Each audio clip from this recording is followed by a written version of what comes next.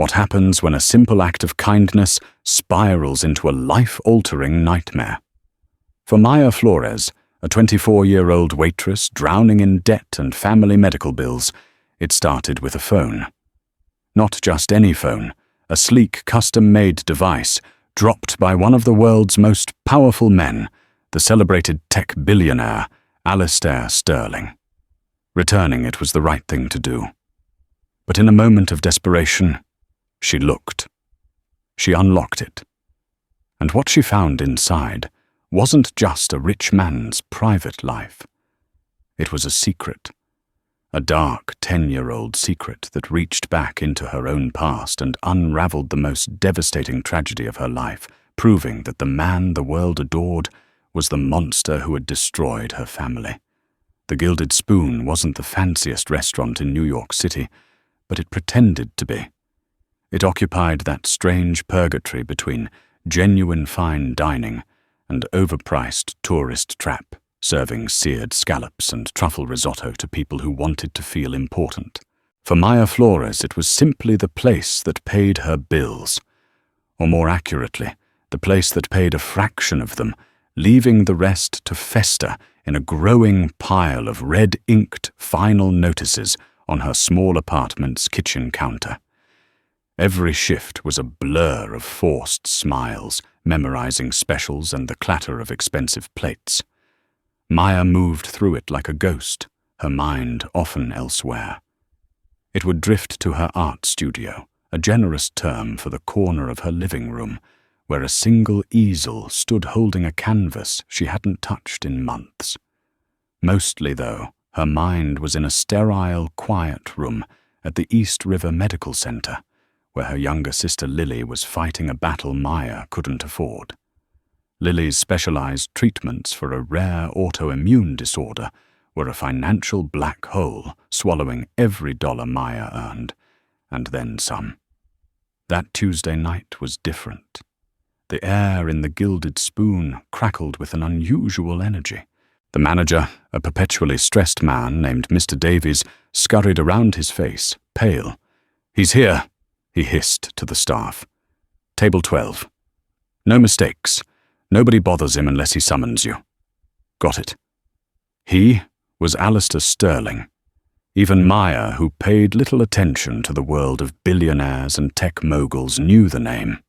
Sterling wasn't just rich, he was a modern-day king, the founder of Ethelred Technologies, a company that had revolutionized everything from renewable energy to personal data.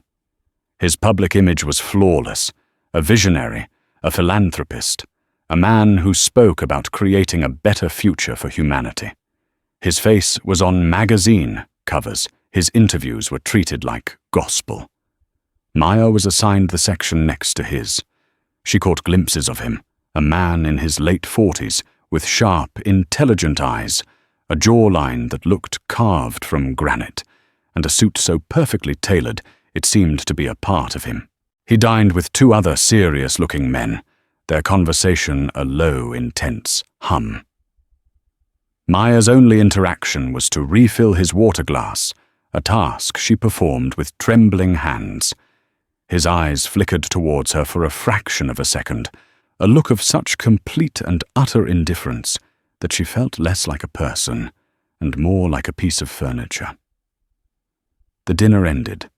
The men shook hands, and left in a silent, efficient procession. It was only after they were long gone, as Maya was clearing the adjacent table, that she saw it.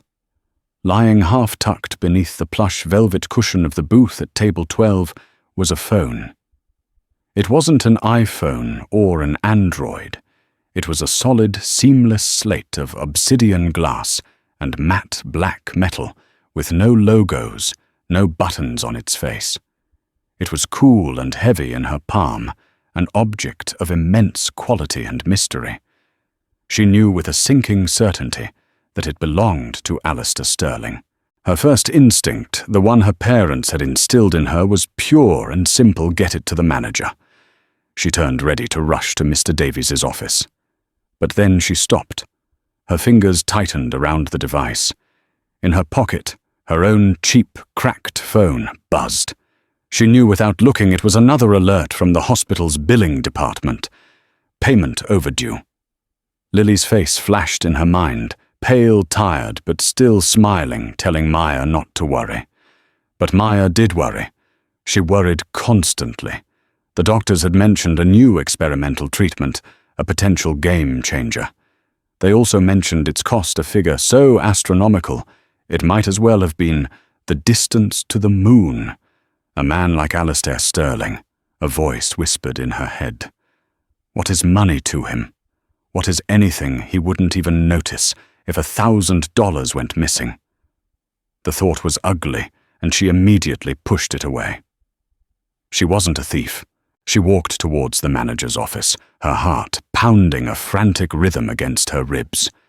She raised her hand to knock, but the buzz in her pocket came again, persistent and demanding.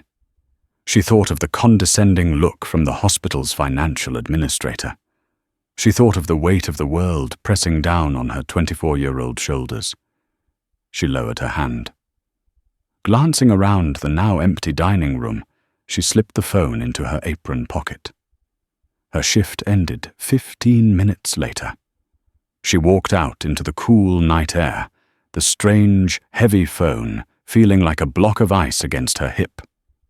She told herself she was just taking it for safekeeping, that she would find a way to contact his company in the morning and arrange for its return. It was a lie, and she knew it. As she rode the subway home, the phone felt less like ice and more like a branding iron, searing a hole through her conscience. In the privacy of her cramped apartment, she placed it on the counter, right next to the pile of overdue bills. It lay there dark and silent, humming with secrets she couldn't possibly imagine. For 2 days the phone sat on her counter, an ominous paperweight. Maya's life continued its downward spiral. The hospital called again this time with a formal warning. If a substantial payment wasn't made, they would have to discontinue Lily's current regimen. The experimental treatment was now a cruel fantasy.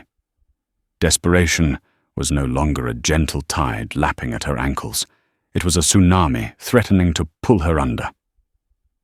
On the 3rd night, she finally gave in. Her hands shaking, she picked up the phone. She pressed the side and the screen lit up. It displayed no time, no date, no notifications. Just a single complex geometric pattern that pulsed with a soft white light. It was a lock screen, unlike any she had ever seen. There was no keypad for a pin, no space for a swipe pattern. She spent an hour trying to figure it out, her frustration mounting. She tried tracing the lines, tapping a sequence, pressing the corners. Nothing. The screen remained impassive, a digital sphinx guarding its secrets. It was a fortress, and she was a peasant at the gate. Defeated, she was about to put it down when a memory surfaced.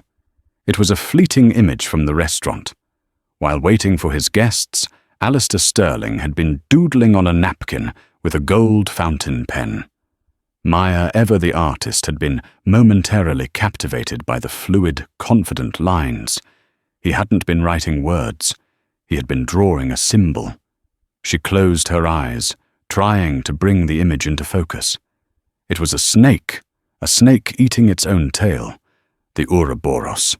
Her heart hammered. She had studied ancient symbols in her art history classes. The Ouroboros represented infinity, self-renewal, the eternal cycle of destruction and rebirth. It seemed a fittingly grandiose symbol for a man like Sterling. With a newfound surge of adrenaline, she picked up the phone again. Looking closely at the geometric pattern on the screen, she could now see the faint, almost holographic outline of a serpent coiled within the lines. Using her index finger, she began to trace it. Starting from the tail, she followed the intricate curves of its body around and around until her finger landed precisely where the serpent's mouth would be consuming its own end. The screen flashed. The pattern dissolved into 1 billion points of light that coalesced into a home screen. It was open. Maya gasped, her breath catching in her throat. She felt a dizzying mix of triumph and terror. The home screen was minimalist and elegant. The apps were unfamiliar, with sleek, cryptic icons: Ethelred Core, Helios Initiative, Project Chimera. It was a window into a world of incomprehensible power and wealth. Her initial plan, the one born of desperation, was to find a financial app, a quick transfer, enough to cover Lily's treatment. She felt a pang of guilt, but pushed it down. This man wouldn't miss it. It was a drop of water from his ocean. She scrolled through the apps, her hands clammy. She found one labeled Vault. It seemed promising. She tapped it, and it asked for a password. Her heart sank, of course, but below the password field was a hint: origin point. What could that mean? His birthplace, his first company. She tried a dozen guesses. London, Ethelred, Sterling. All failed. Frustrated, she started exploring the rest of the phone. There were encrypted messaging apps, a calendar filled with meetings with world leaders, and a contacts list that read like a who's who of the global elite. It was overwhelming. She stumbled upon a photo gallery. Most of it was predictable corporate events, sailing on a massive yacht, shaking hands with presidents. But one album was locked. It was simply titled Archives. When she tapped it, it asked for the same origin point password. This was it. The real secrets. She abandoned the financial search, now consumed by pure, unadulterated curiosity. What did a man like this hide? She navigated to a simple notes app, hoping for a clue.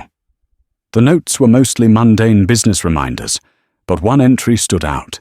It was dated over a decade ago, October 27th, 2015. The note was short, just a few words: Cordova file closed. Settlement paid. Final confirmation from Graves. The name Cordova snagged on something in her memory, a frayed thread she couldn't quite grasp. Why did it sound familiar? She let it go, focusing back on the password. Origin point. Maybe it wasn't a place or a name. Maybe it was a date. The start of everything. She went to the Ethelred Core app and found a corporate history timeline. The founding date of Ethelred Technologies was April 16th, 2008. She went back to the vault. She typed in 041-2008. Access denied. She tried again, thinking of how a programmer might write it. 2008-04-416. Access denied. What was the true origin? Not of his company, but of him. She needed more information. She went back to the photo gallery, scrolling through the public images. There was a picture of him, accepting an award, standing next to a striking woman with silver hair. The caption read, Alistair Sterling, with his mother, Eleanor Sterling, at the Innovators Gala. Something clicked. People often used family names, sentimental details. She searched for Eleanor Sterling online. Her obituary was one of the first results. She had passed away 5 years ago. Maya read through it, scanning for details. Eleanor Rose Sterling, née Davenport, born in Boston, survived by her loving son Alistair. Nothing. Then she saw it, a small detail at the very end of a long article about the Sterling family history. Alistair's father had died when he was young. His mother Eleanor had raised him alone in a small, unpretentious town before the family fortune had truly exploded. The town was called Havenwood. It was too simple. It couldn't be. She returned to the Vault app. Her fingers hovered over the screen. She typed it in. HAVINWOOD.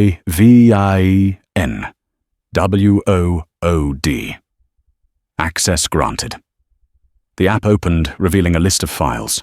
Most were corporate documents, hostile takeover plans, patent suppressions, offshore account details. It was damning, but it was the kind of dirt one expected from a billionaire. Maya felt a flicker of disappointment. Then she saw the folder at the very bottom. The one from the note. Cordova incident. Oaked 2015. Cordova. Why did that name make the hair on her arms stand up? She took a deep breath and tapped the folder. Inside were several files, a scanned legal document, a series of photographs, and a single audio file named AC1022150 final.mp3. With a sense of dread coiling in her stomach, she tapped on the legal document first. It was a non-disclosure settlement.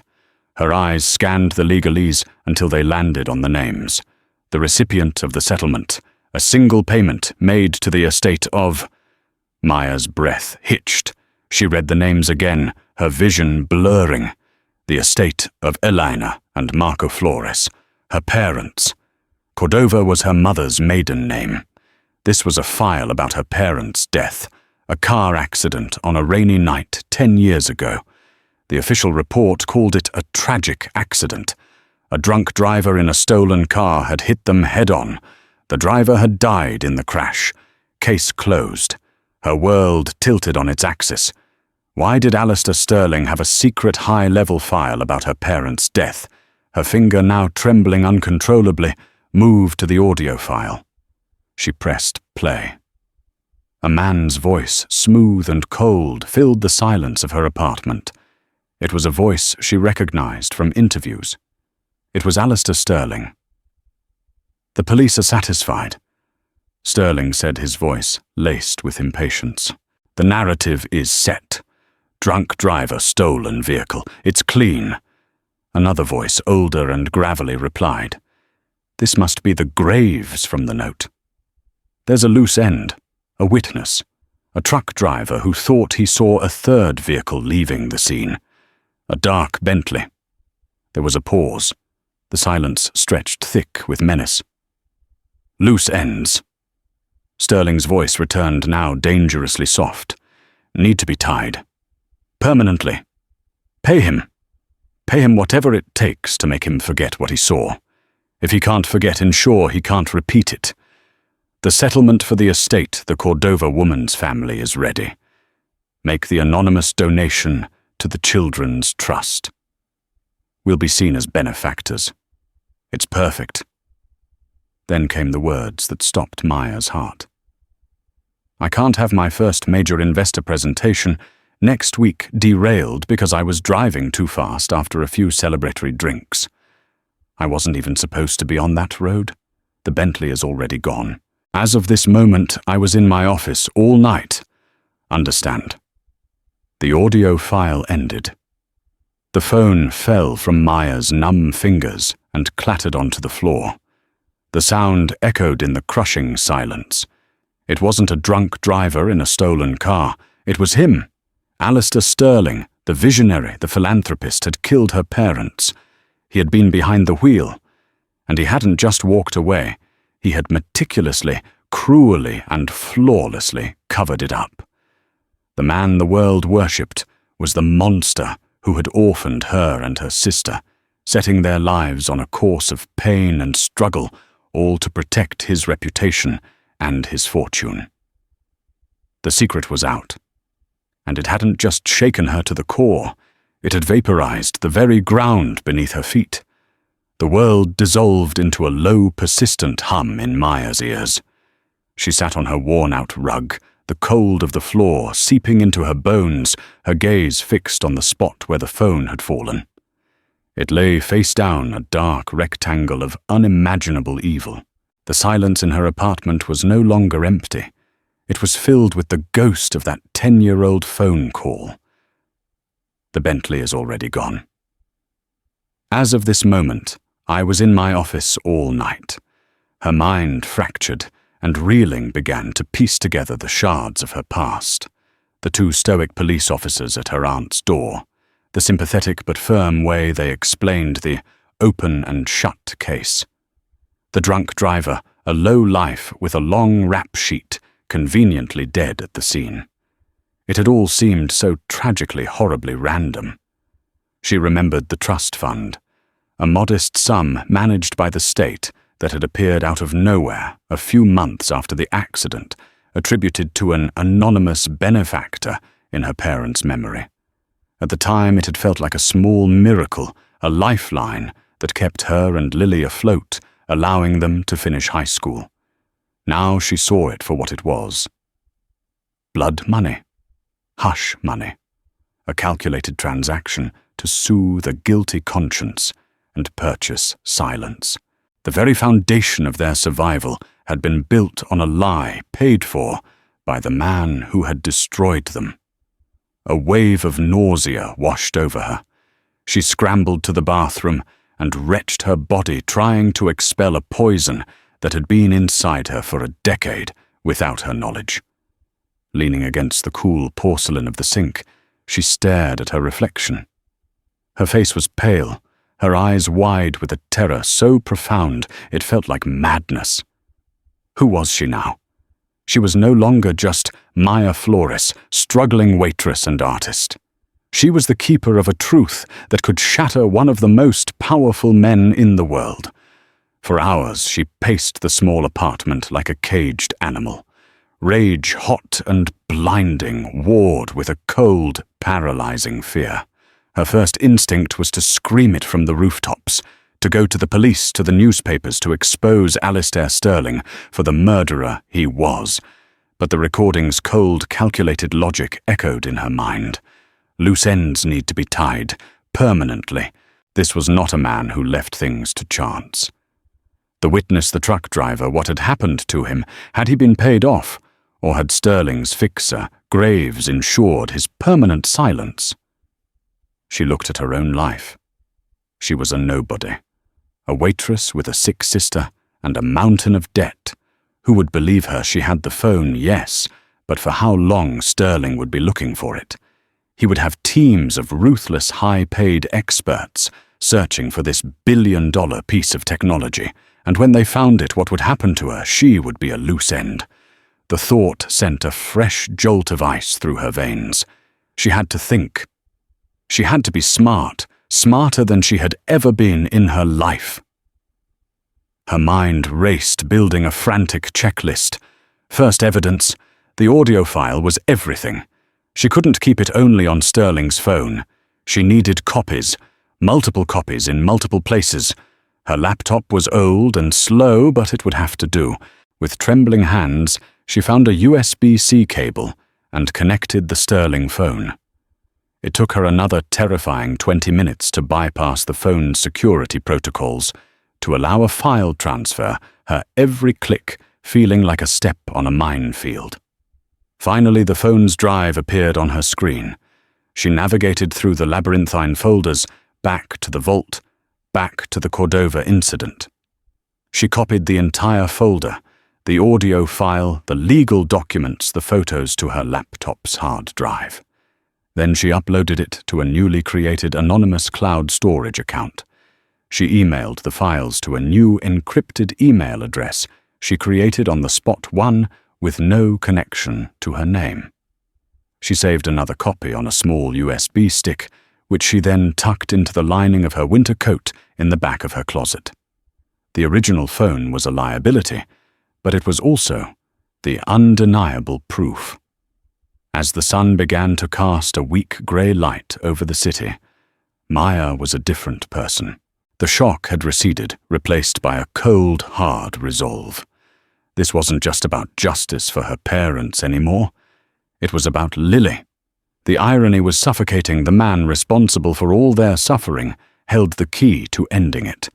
His fortune, built on a foundation of lies and death, could save her sister's life. The moral calculus was dizzying. Should she use this information to blackmail him?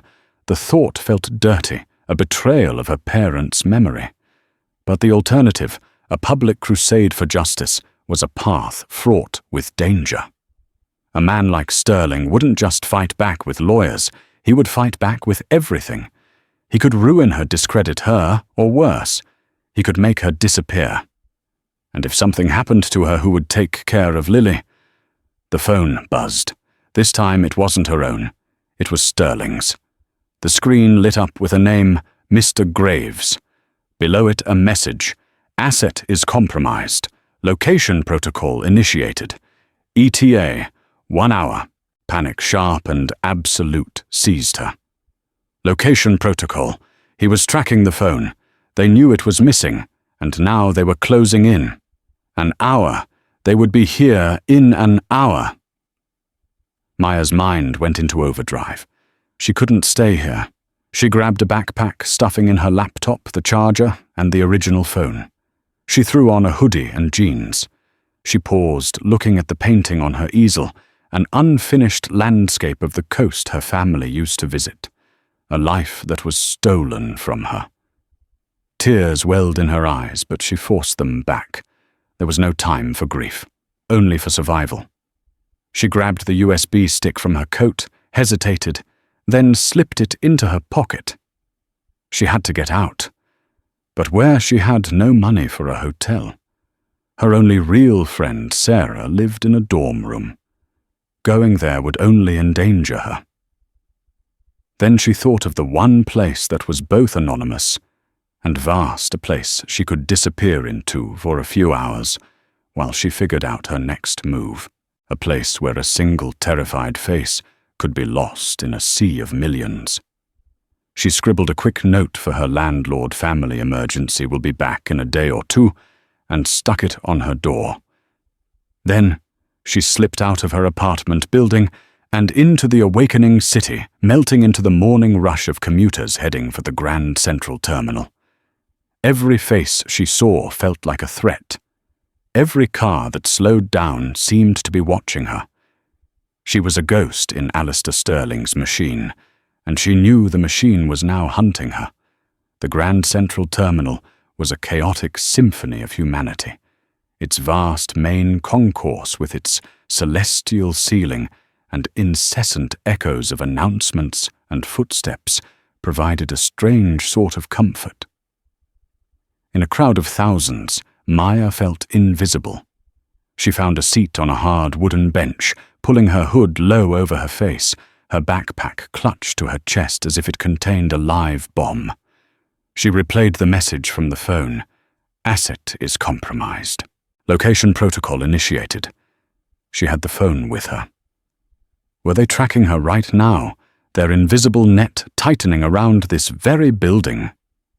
She immediately powered the device off the sleek screen, going dark. It was a flimsy defense, and she knew it. A man like Sterling would have trackers embedded in the very hardware independent of the phone's power status. Her mind raced. She needed an ally, someone to talk to, someone to ground her before she spun out of control. There was only one person she trusted implicitly, Sarah Jenkins. Sarah was her opposite in almost every way. While Maya was introspective and reserved, Sarah was a firecracker, a fiercely loyal, outspoken journalism student who believed in speaking truth to power, no matter how loud you had to shout. They had been friends since their first year of art school, before Maya had to drop out. She found a payphone, a relic from another era, and dialed Sarah's number, her coins clinking nervously in her hand. Maya, what's up? Why are you calling from a weird number? Sarah's voice was a welcome anchor in her sea of panic. I can't talk, Maya whispered, her voice hoarse. Can you meet me? It's important. It's life and death. The gravity in her tone cut through Sarah's usual cheer. Whoa, okay. Where are you? The library. The big one on Fifth Avenue. The Rose Main reading room. In an hour. It was another vast public space, but quieter, more controlled. I'm on my way, Sarah said, no more questions asked. The hour-long wait was agony. Maya left the station, walking the city blocks with her head down, weaving through tourists and business people feeling like a fugitive. Every siren made her jump. Every tall man in a dark suit seemed to be watching her. She found Sarah at a long oak table in the majestic reading room, surrounded by the reverent silence of scholars and students. Sarah's eyes widened when she saw Maya's pale, haunted face. My God, Maya, you look like you've seen a ghost, she whispered, pulling her into an empty chair. In hushed, frantic tones, Maya told her everything. She started with the phone, the billionaire, and her initial desperate thought of stealing money for Lily. She saw a flicker of concern in Sarah's eyes, but no judgment. Then she told her about the Ouroboros symbol, the hidden vault, and the file named after her mother. As she recounted the contents of the audio file, her voice broke. Sarah listened, her expression shifting from concern to disbelief, and then to pure, incandescent rage. "That son of a bitch!" She breathed, her knuckles white as she gripped the edge of the table. "That absolute monster! The whole world thinks he's a saint and he's a murderer." "What do I do, Sarah?" Maya pleaded, the words tumbling out. "I ran from my apartment. They're tracking the phone. I have copies, but what good are they? If I go to the police, his lawyers will bury me. They'll say I stole the phone, faked the evidence that I'm just an extortionist. He's Alistair Sterling. I'm a waitress." Sarah, the budding journalist, was already thinking in headlines and strategies. Okay, breathe. First, you were right to make copies. That's evidence 101. Second, you cannot go to the cops. Not yet. The system is built to protect men like him. They'll crush you. Then what, do I just sit on this forever? No, Sarah said, her eyes gleaming with a fierce intensity. You fight. But you don't fight him on his battlefield. You don't fight him in a courtroom where he owns the judges. You fight him in the court of public opinion. You leak it. Leak it to who a man like Sterling probably has half the media in his pocket. Not everyone, Sarah insisted. There are still real journalists out there. People who can't be bought. I know a few professors, people who used to work at places like the Times ProPublica.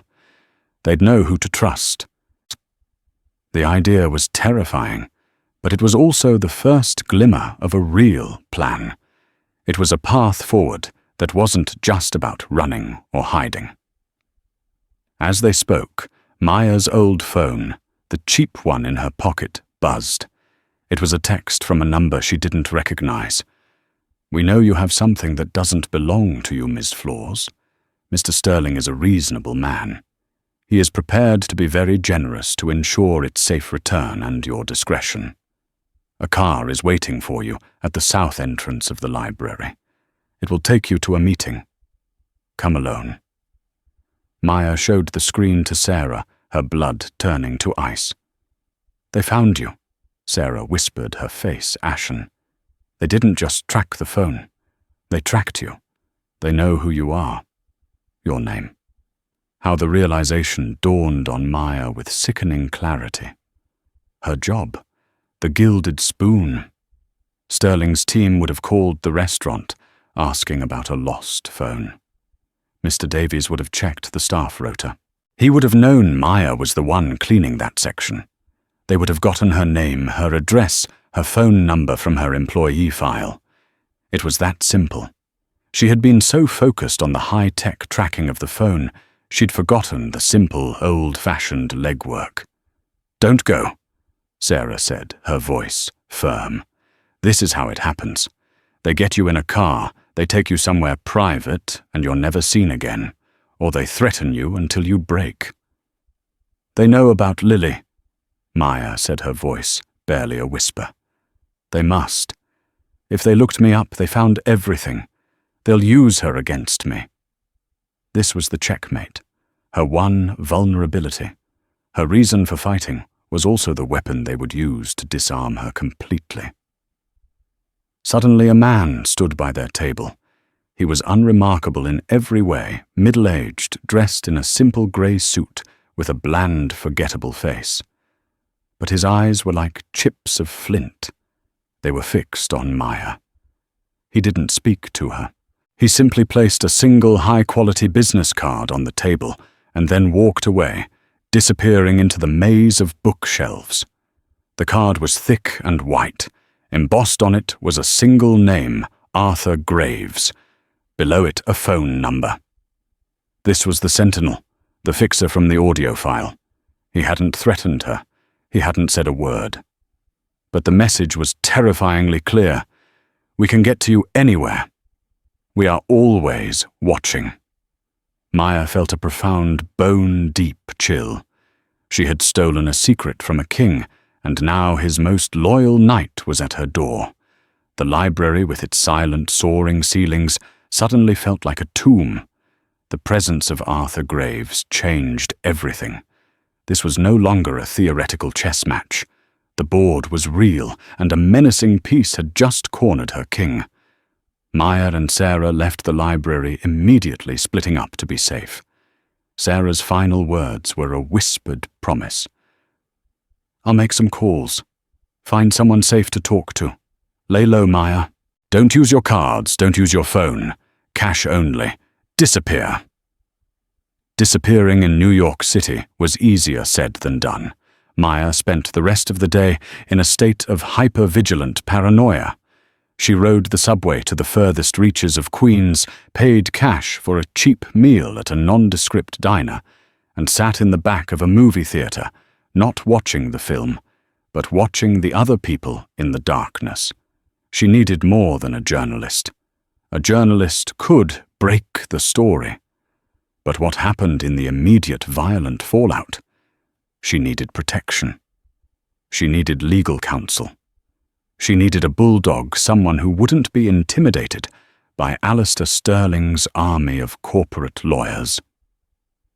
As she sat in the dark theatre, another memory from her past surfaced. It was a name she hadn't thought of in years, Daniel Quinn. Daniel Quinn had been her father's friend, though friend was a loose term. He was a cantankerous, semi-retired defense attorney. Her dad, a mechanic, had kept on a small retainer for his garage. Quinn was a rumpled whiskey-drinking throwback from another era, a man who specialized in fighting impossible cases for clients who couldn't afford anyone else. He hated corporations, he hated bullies, and he operated out of a dusty, book-filled office above a laundromat in Hell's Kitchen. Her father had called him the barrister of last resort. If there was ever a last resort, this was it. It took her until the next morning to work up the courage. She found his building the smell of warm laundry wafting up the creaking staircase. The name on the frosted glass of his door was faded, D. Quinn, attorney at law. She knocked. A gruff voice yelled, "It's open unless you're selling something." She entered a room that looked like a library had exploded. Books and legal files were stacked on every available surface. Behind a massive, scarred wooden desk sat Daniel Quinn. He was older than she remembered his hair, whiter the lines on his face, deeper, but his eyes were the same, sharp, assessing, and weary of the world's nonsense. A half-empty glass of amber liquid sat near his elbow. "Mr. Quinn, I'm Maya Flores, Marco Flores's daughter." His eyes narrowed, a flicker of recognition crossing his face. "Marco's girl. My God, I haven't seen you since you were small. What happened to your father was a damned shame. What can I do for you?" Her story came out in a torrent, just as it had with Sarah, but this time it was more structured. She laid out the facts coldly, the phone, the file, the audio recording. She didn't speak of her fear or her rage, only the evidence. Quinn listened without interruption, his expression unreadable. He steepled his fingers, his gaze fixed on her face, occasionally jotting a note on a legal pad. When she finished, the silence in the room was heavy.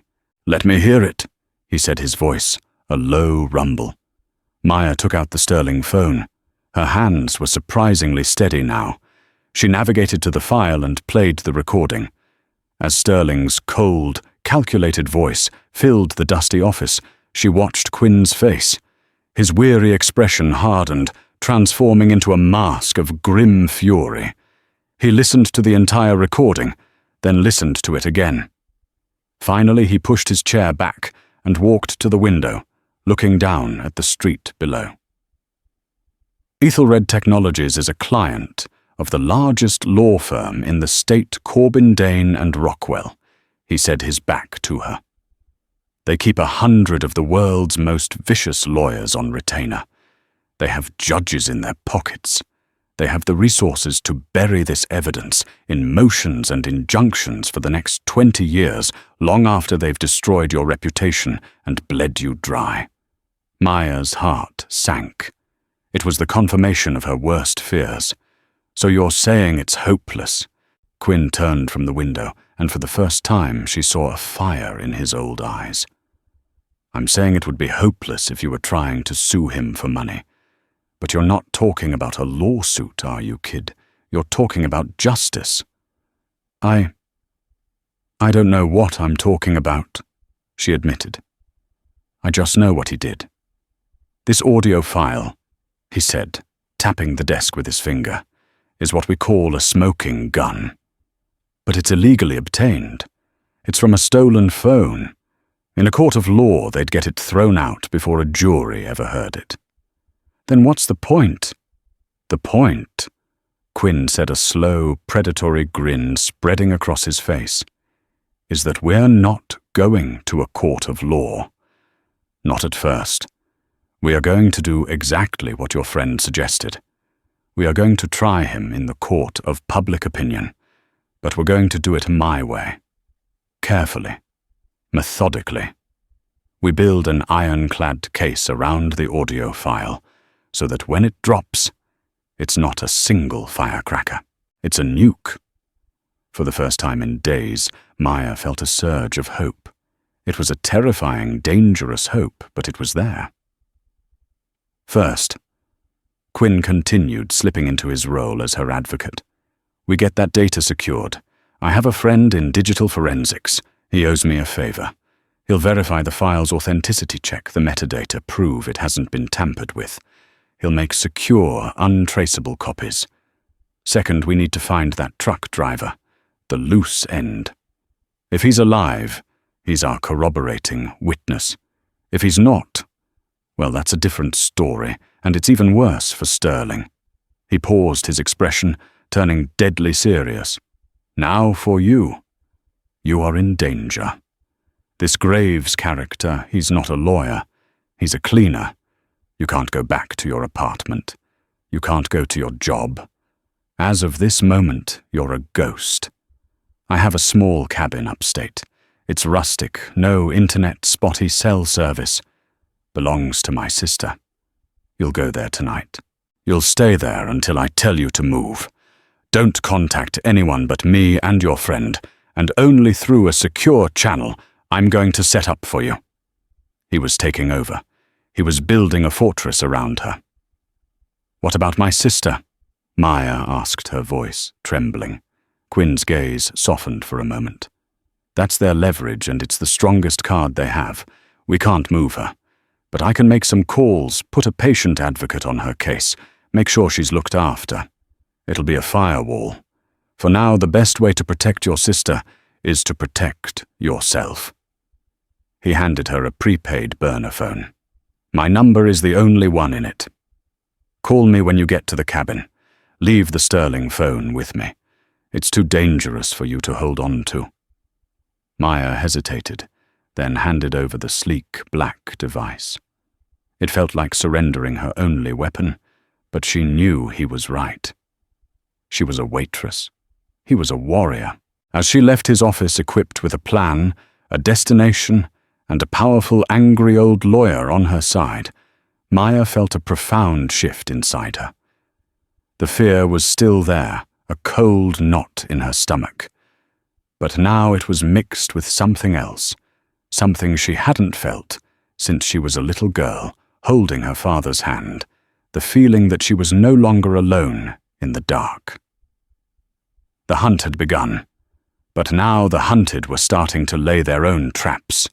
The cabin was exactly as Quinn had described it, rustic, isolated, and smelling faintly of pine needles and wood smoke. Tucked away in the dense forests of the Catskills, it was a world away from the relentless energy of New York City. For a week, Maya existed in a state of suspended animation. She chopped wood for the stove, took long walks through the silent woods, and tried not to let the crushing weight of her situation swallow her whole. The solitude gave her time to think and to grieve. She sketched her parents' faces from memory, the paper stained with tears. Quinn called every evening on the burner phone, his updates brief and methodical. The forensics expert had authenticated the audio file. Its metadata was intact, proving it was an original recording from October 27, 2015, created on that specific device. It was irrefutable. More grimly, Quinn's investigator had started searching for the truck driver. His name was George Bellwether. He had quit his job a month after the accident, citing personal reasons. He'd moved away and the trail had gone cold. Quinn was convinced Graves had gotten to him. Meanwhile, Sarah was her link to the other world. She had, through her professors, made contact with a legendary investigative journalist named Rebecca Vale, a Pulitzer winner, known for her tenacity and for taking down powerful corrupt figures. Vale was interested, but she needed more than just a recording. She needed corroboration. She needed George Bellwether. The search for the missing witness was now the critical path to justice. Back in New York, Alistair Sterling was tightening the screws. Maya's absence from work had been noted. Mr. Davies had called her old phone a dozen times before firing her. A formal eviction notice had been posted on her apartment door. But the most terrifying move was the one aimed directly at Lily. A representative from the Sterling Future Foundation, Alistair's primary philanthropic organization, had paid a visit to the East River Medical Center. They had made a stunning offer, a multi-million-dollar grant to the hospital's rare diseases. Wing a grant large enough to fund the entire department and Lily's experimental treatment for the next 5 years. There was only one condition. The grant was personally overseen by Alistair Sterling, who would require a final meeting with the hospital board and key patient families to understand their needs. It was a brilliant, cruel move. He was positioning himself as Lily's savior, weaving his web so tightly around her sister's life that any move Maya made against him would also appear to be an attack on the hospital and all the other sick patients. He was manufacturing a scenario where exposing him would mean snatching away Lily's only hope of survival. Then the summons came. A text on the burner phone, not from Quinn, but from the number on Graves's business card. Mr. Sterling requests a meeting. He wishes to resolve this matter amicably. A helicopter will land in the clearing a mile north of your location at noon tomorrow. If you are not there, the grant offer to the hospital will be permanently rescinded. Maya immediately called Quinn. "It's a trap," he growled. "Don't go." "If I don't, he pulls Lily's funding." Maya argued, her voice desperate. "This isn't just a threat against me anymore, Daniel. He's holding my sister's life in his hands." There was a long silence on the other end of the line. "He wants to see you," Quinn mused. "He wants to look you in the eye, size you up. He thinks he can either buy you or break you. This is our chance to see him blink." "So I should go." "Yes," Quinn said, his voice hardening. "You'll go. But you won't go in blind. We're going to prepare you. You are not a victim begging for scraps. You are the daughter of Marco and Elena Flores, and you are going to that meeting holding all the cards." They spent the next several hours on the phone. Quinn coached her, drilled her role-playing the entire confrontation. He told her what to say, what not to say, how to control her emotions, how to use silence as a weapon. The most important rule: do not accept a single thing from him, not a drink, not a document, nothing, and you wear the wire. The wire was a tiny, high-fidelity audio recorder disguised as a pendant on a simple necklace sent by Quinn via a trusted courier that morning. The confrontation itself was now a piece of evidence to be gathered. The next day at noon, Maya stood in the clearing as a sleek black helicopter descended from the sky, its rotors whipping up a storm of leaves and grass. The door slid open, and Arthur Graves looked out his face, impassive. He beckoned her in. The flight was short and silent. They landed on the rooftop of a skyscraper in Midtown Manhattan. The door opened onto a breathtaking penthouse office with floor-to-ceiling windows offering a 360-degree view of the city. And there, standing by the window with his back to her, was Alistair Sterling. He turned slowly. His face was exactly as she'd seen it in magazines, but in person, his aura of power was suffocating.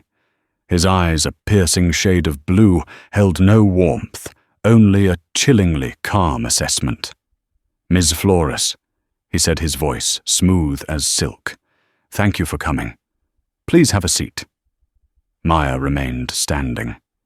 "I'm fine here." A flicker of annoyance crossed his face before it was replaced by a patronizing smile. "Very well. Let's not waste time. You have something of mine, a piece of personal property. I'm here to make you an offer for its return." He gestured to a leather briefcase on his desk. "Inside that case you will find a cashier's check for $5 million. Tax-free. Along with it are the documents confirming the Sterling Foundation's grant to the hospital and a separate legally binding trust that will cover all of your sister's medical, educational, and personal needs for the rest of her life." He paused, letting the weight of his offer sink in. "Your sister gets the best care in the world. You are free to pursue your art, to live without worry, to travel. All I require in return is the phone and your signature on a non-disclosure agreement." It was the devil's bargain laid bare. Everything she had ever wanted, everything Lily needed, offered in exchange for her silence. For a fleeting second she was tempted.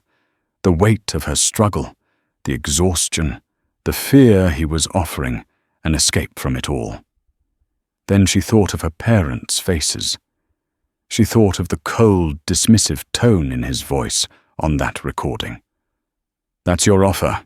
she asked her own voice, startlingly steady. "It is a very generous offer," Sterling said, a hint of steel in his tone. "A life-changing one." "It's not enough," Maya said, her heart pounding. Sterling raised an eyebrow. "Oh, you think you can get more? 10 million, 20. Name your price. Everything has a price, Ms. Flores." "You're right," Maya said, taking a step forward. The words Quinn had coached her on came to her lips. "Everything does have a price. So tell me, what is the price for 2 lives? What is the going rate for a husband and a wife? For a father and a mother, I'd like to know, because you seem to be an expert in that particular transaction." The smile vanished from Sterling's face.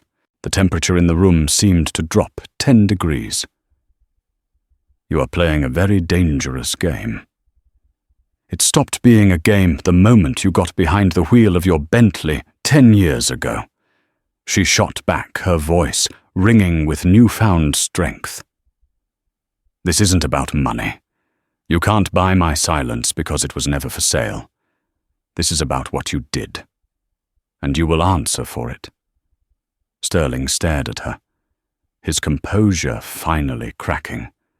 The mask of the philanthropist fell away, revealing the cold, ruthless predator beneath. "You are a foolish little girl," he hissed, his voice dropping to a menacing whisper. "You have no idea who you're dealing with. I built an empire from nothing. I have crushed men far more powerful than you.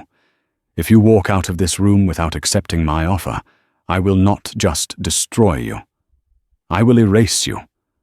I will use the full weight of my resources to ensure you are legally, financially, and socially annihilated. Your sister's grant will vanish. I will have her kicked out of that hospital. I will ensure no other facility will take her. I will dedicate myself to your complete and utter ruin. You will be a ghost, and everyone will forget you ever existed." He took a step closer, his eyes burning with cold fire. This is your last chance. Take the money and disappear, or be disappeared." Maya looked him straight in the eye, the tiny recorder on her necklace capturing every single venomous word. She thought of her father, a simple mechanic who believed in honesty and integrity above all else. She knew what he would have wanted. "I'll see you in hell," she said softly. Then she turned her back on him and walked toward the door, her legs shaking but her spirit unbroken. She had faced the monster in his lair, refused his treasure, and walked out alive. The battle was far from over, but she had just won a crucial victory. She had shown him she could not be bought, and she could not be broken. Walking out of that penthouse, Maya knew the final battle had begun. Sterling's arrogant threats, captured by the hidden recorder, were the last piece of the puzzle. Her lawyer, Daniel Quinn, immediately delivered the combined evidence, both recordings and the sworn affidavit from the now-located truck driver, George Bellwether, to the investigative journalist Rebecca Vale. The story broke like a thunderclap. Vale's exposé, featuring the chilling audio of Sterling planning the cover-up and threatening Maya, went viral. The public reaction was immediate and ferocious. Within hours, Ethelred Technologies' stock plummeted into oblivion. The district attorney announced the reopening of the decade-old case, and federal agents arrested Arthur Graves. Alistair Sterling, the celebrated visionary, was exposed as a common murderer. His empire, built on a foundation of lies, crumbled into dust. The subsequent trials were a formality. Sterling was convicted, his name forever synonymous with deceit and cruelty. Maya, through a civil suit, won a massive settlement. But she refused to touch a penny of the blood money. Instead, she established the Flores Foundation, a charity dedicated to helping victims of violent crime. Its first act was a transformative anonymous grant that fully funded her sister Lily's medical care and the hospital wing she was in. Maya never looked back. She and a recovering Lily moved to a quiet coastal town. Free from the weight of her past, she began to paint again, her art infused with the raw emotion of her journey. She hadn't sought wealth or revenge, only justice. In the end, surrounded by the sound of the ocean and the simple peace she had fought so hard for, she had finally found it. Maya's story is a powerful reminder that heroes aren't always the ones in the headlines. Sometimes they are the quiet, everyday people pushed to their limits, who find an unbreakable strength they never knew they had. It's a story about how the truth, no matter how long it's been buried, has a way of fighting its way to the surface. It shows that integrity is not about what you do when people are watching, but the choices you make when you're alone in the dark with a terrible secret in your hands. Her journey wasn't about seeking wealth. It was about reclaiming a stolen past and fighting for a just future. If Maya's incredible story of courage and resilience moved you, please take a moment to support our channel. Hit the like button to help this story reach more people. Share it with someone who needs to hear a tale of hope and justice. And most importantly, subscribe and turn on notifications so you don't miss our next real-life drama. Thank you for listening.